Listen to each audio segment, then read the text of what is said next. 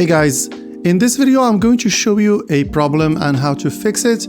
And this is a pretty common problem in first-person shooters and also third-person shooters.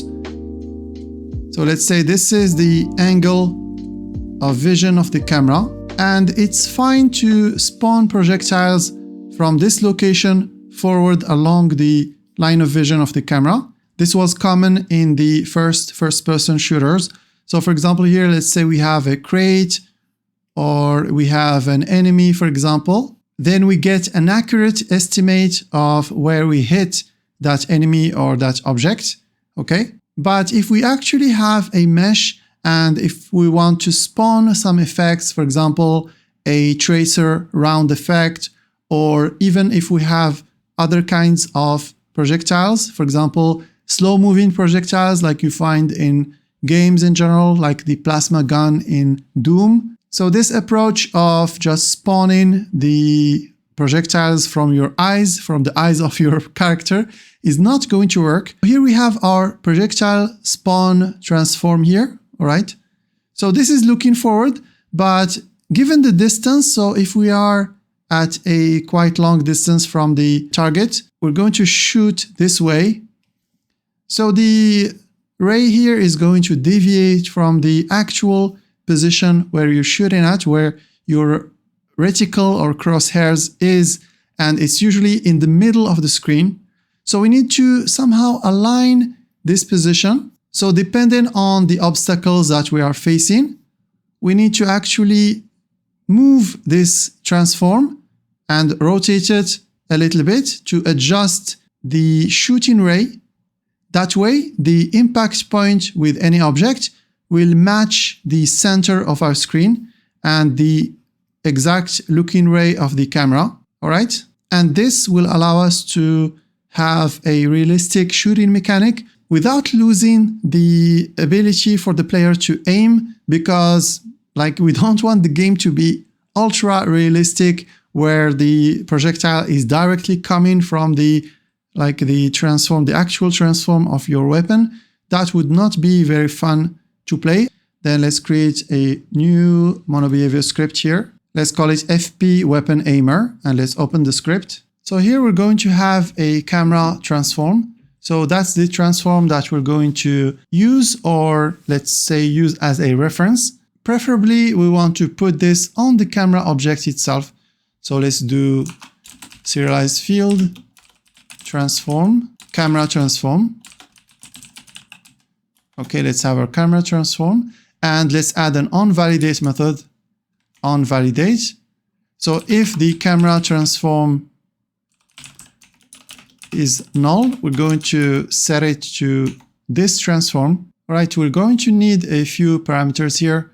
First, we'll need a layer mask for our aiming mask, set to physics default raycast layers. Then we need a list of our spawn points, or, let's rename it to bullet spawn points. So these are our transforms. Then we're going to optionally draw the gizmos just to debug the target point that we're going to define here. So this is our target point. So let's do our raycast in a fixed update. That way we remain synchronized with the physics engine, and the fixed update will be called at a regular rate. I don't really know if this is relevant, but according to my test, this gives a better result, so I'm going with it. All right, so in the fixed update, we're going to use a ray. So let's create a new ray, and we're going to have the origin point at camera transform that position, and the direction will be the direction of the camera. And we're going to set the target point to ray.getPoint50. All right, let's add a physics raycast. So we're going to do physics raycast ray with our raycast hit here. So perhaps we can collapse this. All right, so we're going to check for a raycast using our ray, and we're going to output the result in a hit. And for the distance, we'll keep it at 1000. And we're going to use our aiming mask, and we're going to ignore the triggers. So if this raycast succeeds, we're going to check the distance that we hit. If the distance is greater than 0.5, Then we're going to change the target point. So here, after doing the raycast for each spawn point in our list of bullet spawn points, we're going to call look at. So we're going to make each spawn point look at the target point. All right. So this is it for our fixed update. Now let's add an on draw gizmos. That way we can debug this target point. So let's add a private void on draw gizmos. And we're going to use our parameter here. So if draw gizmos is false, we're going to return. Then here we're going to choose a red color. And here we're going to use, this is actually our spawn point. And I wanted to draw a line here. So we're going to draw a line from camera transform.position to the target point and then draw a sphere at the target point. Okay, let's save. And let's go back to Unity. All right, on our player, let's go to the FP camera and let's add a new component here, FP weapon aimer. All right, so the transform is set to this object. Okay, so here on FP weapon aimer, let's change the aiming mask to just default.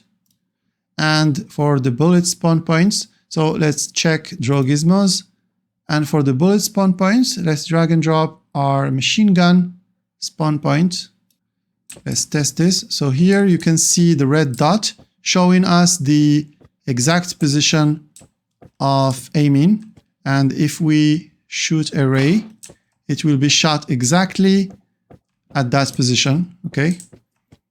And we can perhaps verify this later when we add a UI, but the crosshairs will be here. So this is the exact center of the screen. And no matter how far we are from the object, we'll always get an accurate position. Okay. And now we have to keep in mind that for each projectile or bullet spawn point that we have in our player object, we need to add it to the list of that script, of the script that we just created. All right.